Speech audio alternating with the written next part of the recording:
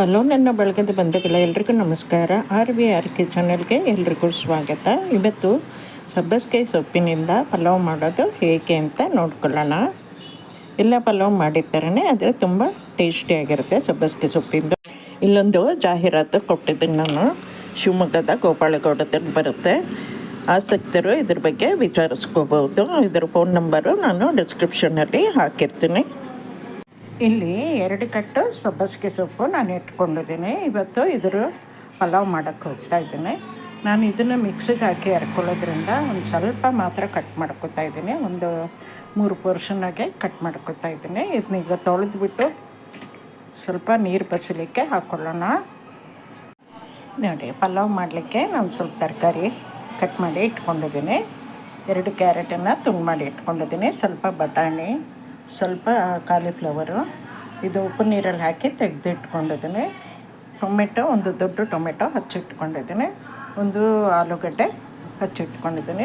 2 ಈರುಳ್ಳಿನ ಈ ಥರ ಉದ್ದುದ್ದಕ್ಕೆ ಕಟ್ ಮಾಡಿ ಇಟ್ಕೊಂಡಿದ್ದೀನಿ. ಈಗ ಪಲಾವ್ ಮಾಡಲಿಕ್ಕೆ ಬೇಕಾದ ಮಸಾಲೆ ಏನು ನೋಡ್ಕೊಳ್ಳೋಣ. ನೋಡಿ, ಪಲಾವ್ಗೆ ಅರಿಲಿಕ್ಕೆ ಇಷ್ಟು ಮಸಾಲೆ ಬೇಕಾಗುತ್ತೆ. ಇಲ್ಲಿ ಸ್ವಲ್ಪ ಕೊತ್ತಂಬರಿ ಬೀಜ ಇಟ್ಕೊಂಡಿದ್ದೀನಿ, 1 ಸ್ಪೂನಷ್ಟು. ಇನ್ನೊಂದು ಸಣ್ಣ ಸ್ಪೂನಷ್ಟು ಜೀರಿಗೆ ಇಟ್ಕೊಂಡಿದ್ದೀನಿ. ಲವಂಗ 4, ಏಲಕ್ಕಿ 2 ಬಗೆಯ ಏಲಕ್ಕಿ ಒಂದೊಂದು ಇಟ್ಕೊಂಡಿದ್ದೀನಿ. ಚಕ್ಕೆ ಸ್ವಲ್ಪ ಒಂದು ಸಣ್ಣ ಈರುಳ್ಳಿ ಅಥವಾ ಒಂದು ಮೀಡಿಯಮ್ ಈರುಳ್ಳಿಲಿ ಅರ್ಧ ಈರುಳ್ಳಿ ಹಾಕ್ಕೊಳ್ಳಿ. ಶುಂಠಿ ಸ್ವಲ್ಪ, ಒಂದು ಚಕ್ರ ಮೊಗ್ಗು, ಸ್ವಲ್ಪ ಬಡೆ ಸೊಪ್ಪು, ಸ್ವಲ್ಪ ಕಾಳು ಮೆಣಸು, ಒಂದು ಅರ್ಧ ಸ್ಪೂನಷ್ಟು ಕಾಳು ಮೆಣಸು ಹಾಕ್ಕೊಂಡಿದ್ದೀನಿ. 4ರಿಂದ 5 ಬೆಳ್ಳುಳ್ಳಿ ಬೀಜಗಳು, ಇದು ಮರಾಠಿ ಮೊಗ್ಗು ಮತ್ತು ತೇಜ್ಪತ್ತ. ಇಷ್ಟು ಮಸಾಲೆ ಬೇಕಾಗುತ್ತೆ ಅರಿವಾಗ. ಇದರ ಜೊತೆಗೆ ತೊಳೆದು ಹಚ್ಚಿಟ್ಕೊಂಡಿರೋ ಸಬ್ಬಸಿಗೆ ಸೊಪ್ಪು, 1 ಹಿಡಿಯಷ್ಟು ಕೊತ್ತಂಬರಿ ಸೊಪ್ಪು, ಒಂದು 5 ಹಸಿಮೆಣಸು ಹಾಕ್ಕೊಂಡಿದ್ದೀನಿ, ಒಂದು ಸ್ವಲ್ಪ ತೆಂಗಿನಕಾಯಿ. ರುಬ್ಲಿಕ್ಕೆ ಇದನ್ನು ಕೂಡ ಹಾಕ್ಕೋಬೇಕಾಗತ್ತೆ. ಈಗ ಕುಕ್ಕರ್ಗೆ 1/4 ಕಪ್ಪಷ್ಟು ಎಣ್ಣೆ ಹಾಕ್ಕೊಳ್ಳೋಣ.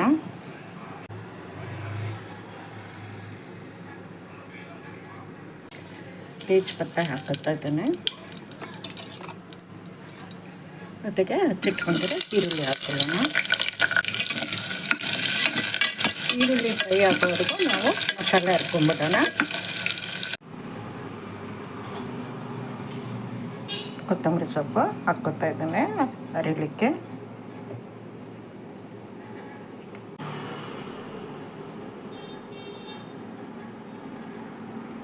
ಹಸಿಮೆಣಸು ಹಾಕ್ಕೊತಾ ಇದ್ದೇನೆ. ಸಬ್ಬಸಿಗೆ ಸೊಪ್ಪು ಹಾಕ್ಕೊಳ್ಳೋಣ.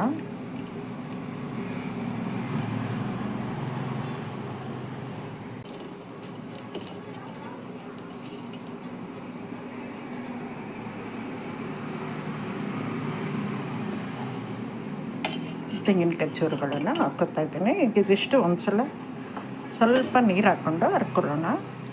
ನೋಡಿ, ಇಷ್ಟು ಹರ್ಕೊಂಡಿದ್ದೀನಿ. ಸ್ವಲ್ಪ ನೀರು ಹಾಕ್ಬಿಟ್ಟು ಈಗ ಈರುಳ್ಳಿ,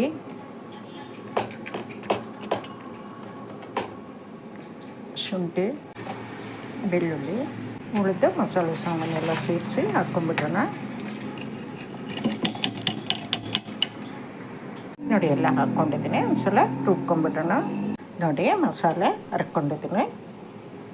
ಅಕ್ಕಿ ತೊಳೆದು ಬಸ್ದು ಇಟ್ಕೊಂಡಿದ್ದೀನಿ. ನಾನು ಮಾಮೂಲು ಊಟದ ಅಕ್ಕಿನೇ ತೊಗೊಂಡಿದ್ದೀನಿ. ನೀವು ಬಾಸುಮತಿ ರೈಸ್ ಬೇಕಾದರೂ ತೊಗೋಬೋದು. ಈಗ ಇದನ್ನು ಹಾಕ್ಕೊಂಡು ಒಂದು 2 ನಿಮಿಷ ಹುರ್ಕೊಳ್ಳೋಣ.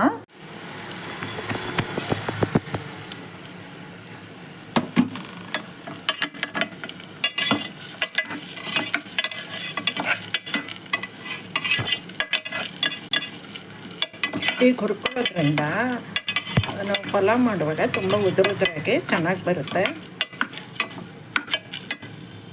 ಒಂದು 3 ನಿಮಿಷ ಅಕ್ಕಿನ ಹುರ್ಕೊಂಡಿದ್ದೀನಿ ನಾನು. ಈಗ ಹಚ್ಚಿಟ್ಕೊಂಡಿರೋ ಟೊಮೆಟೊ ಹಾಕ್ಕೊಳ್ಳೋಣ.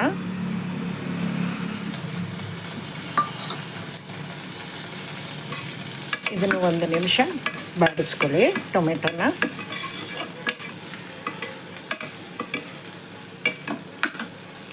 ಈಗ ಅರ್ದಿಟ್ಕೊಂಡಿರೋ ಮಸಾಲೆ ಹಾಕ್ಕೊಂಡ್ಬಿಡೋಣ.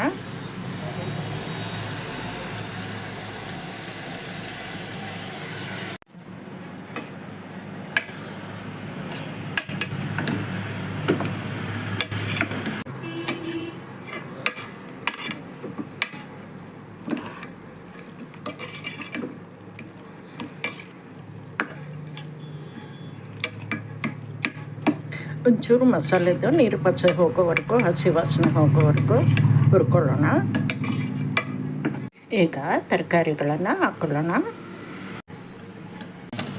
ಕಾಲಿಫ್ಲವರ್ ಹಾಕ್ಕೊಂಡಿದ್ದೀನಿ, ಆಲೂಗಡ್ಡೆ ಹಾಕ್ಕೊಂಡಿದ್ದೀನಿ, ಕ್ಯಾರೆಟ್ ಹಾಕ್ಬಿಟ್ಟಿದ್ದೀನಿ,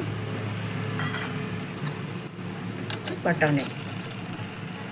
ದೊಡ್ಡ ಗ್ಲಾಸಷ್ಟು ಅಕ್ಕಿ ತಗೊಂಡಿದ್ದೆ. ಆ ಅಳತೆಗೆ ಸರಿಯಾಗಿ ನಾನೀಗ 3 ಕಪ್ಪಷ್ಟು ನೀರನ್ನು ಹಾಕ್ಕೊತಾ ಇದ್ದೀನಿ. ನಾನು ಮಿಕ್ಸಿಗೆ ನೀರು ಹಾಕ್ಕೊಂಡಿದ್ದೀನಿ, 3 ಕಪ್ಪಷ್ಟು ನೀರು, ಅದನ್ನೇ ಹಾಕ್ಕೊತಾ ಇದ್ದೀನಿ.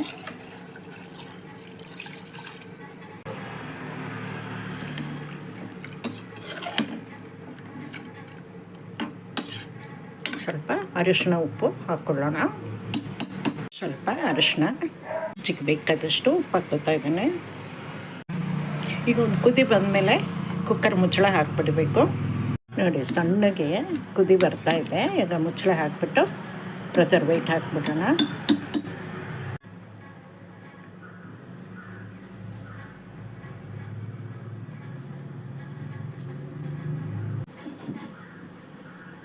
ನೋಡಿ, ಕುಕ್ಕರ್ ಮುಚ್ಚಳ ಹಾಕಿಟ್ಟಿದ್ದೀನಿ ನಾನು. ಇದೊಂದು 4 ರಿಂದ 5 ವಿಷಲ್ ಬರಬೇಕಾಗತ್ತೆ. ಪಲಾವ್ ರೆಡಿ ಆಗಿದೆ.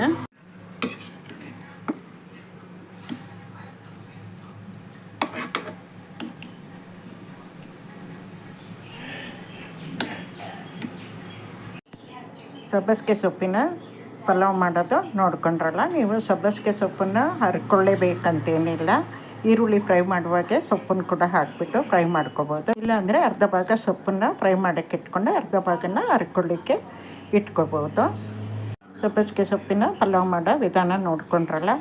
ಲೈಕ್ ಮಾಡಿ, ಶೇರ್ ಮಾಡಿ, ಹಾಗೆ ಚಾನಲ್ಗೆ ಸಬ್ಸ್ಕ್ರೈಬ್ ಆಗೋದನ್ನು ಮರಿಬೇಡಿ. ಧನ್ಯವಾದಗಳು.